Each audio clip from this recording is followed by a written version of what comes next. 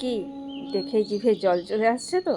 শহরের এই ব্যস্ততার মাঝে গ্রাম বাংলার অতি প্রাচীন ঘরোয়া স্বাদ নিয়ে আমি অপর্ণা হাজির হলাম আপনাদের প্রিয় চ্যানেল অরণ্য শহরে অপর্ণাতে। আজ আমার রান্নাঘরে তৈরি হচ্ছে ঝাড়গ্রামের অতি জনপ্রিয় ও ঐতিহ্যবাহী রেসিপি গুগলি পোস্তবাটি। চলুন দেখে নেওয়া যাক অতি সামান্য ঘরোয়া উপকরণ দিয়ে কিভাবে এই রেসিপিটি বানাচ্ছি। এই রেসিপিটি বানানোর জন্য যে গুগলি লাগবে সেই গুগলি ছাড়ানোর প্রসেস সমস্ত ডিটেলসে আমি দেখিয়ে দেবো। এই যে গুগলিগুলো দেখুন কিভাবে ছাড়িয়ে নিচ্ছি। এই সুচটাকে ওই চাকতি আছে যে মুখের কাছে গুগলি, ওখানে পুশ করে ঘুরিয়ে দিলেই ভেতর থেকে ওর মাংসটা বেরিয়ে চলে আসবে। ঠিক আছে, এইভাবে দেখুন এখানে পুশ করতে হয়, দিয়ে এইভাবে ঘুরিয়ে দিলে পুরো মাংসটা বেরিয়ে চলে আসবে। এবার দেখুন ওটা যে বেরিয়ে এলো, ওটা কিন্তু পুরোটাই খাওয়া যাবে না, ওর মধ্যেও দুটো জিনিস আবার বাদ দিতে হবে। সেই কোন দুটো জিনিস সেটাও আমি দেখিয়ে দিচ্ছি। দেখুন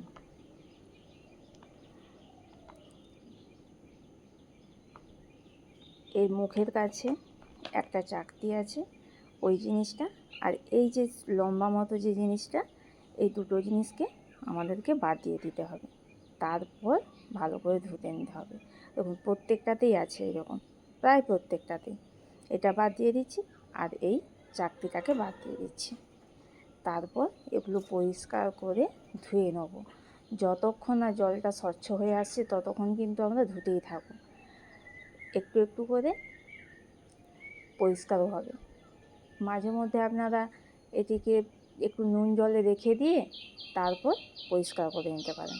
দেখুন তাহলে কতগুলো বাদ গেল। দেখুন এই চাকতিগুলো আর ওই জিনিসটা, এই পুরোটা বাদ দিলে তবে পরিষ্কার হবে। তারপর পরিষ্কার জল দিয়ে ধুয়ে নেবেন। ঠিক আছে,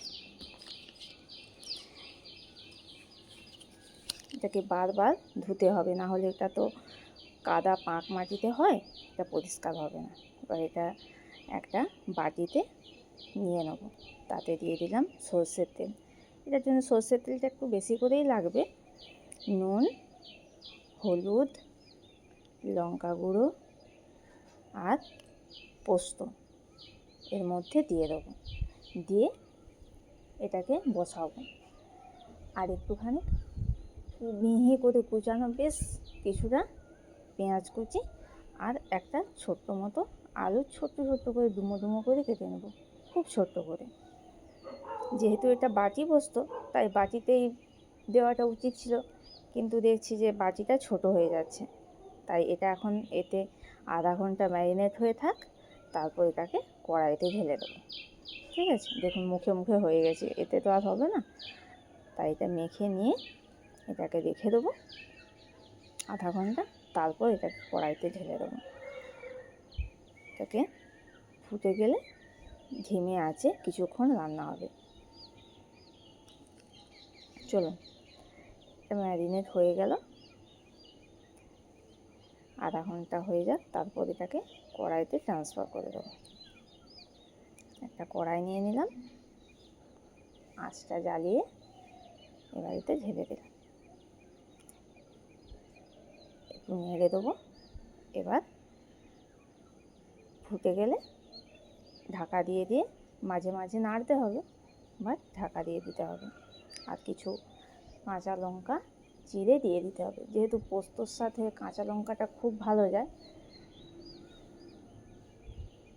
এই যে দেখুন ফুটে উঠেছে, এইবারে কি আমরা ঢাকা দিয়ে দেবো।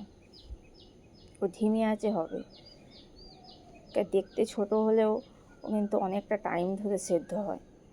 আর গুগলি যেহেতু খুব পচা জলে হয়, তাই এটিকে খুব ভালো করে সুসিদ্ধ করাটা দরকার। কেমন সুন্দর দেখাচ্ছে দেখুন।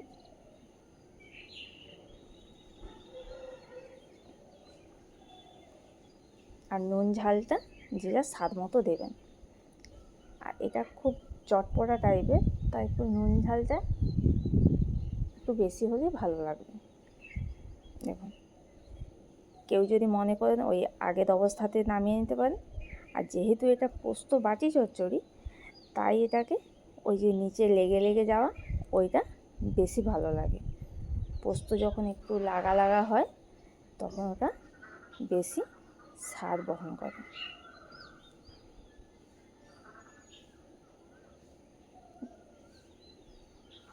রেডি হয়ে গেল আমাদের বুগলি পোস্ত বাটি।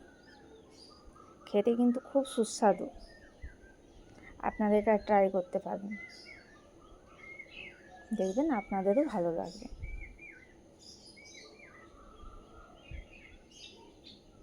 আর আমাদের গ্রাম বাংলার প্রচলিত বিশ্বাস অনুযায়ী গুগলি খাওয়া আমাদের চোখের জন্য খুবই উপকারী।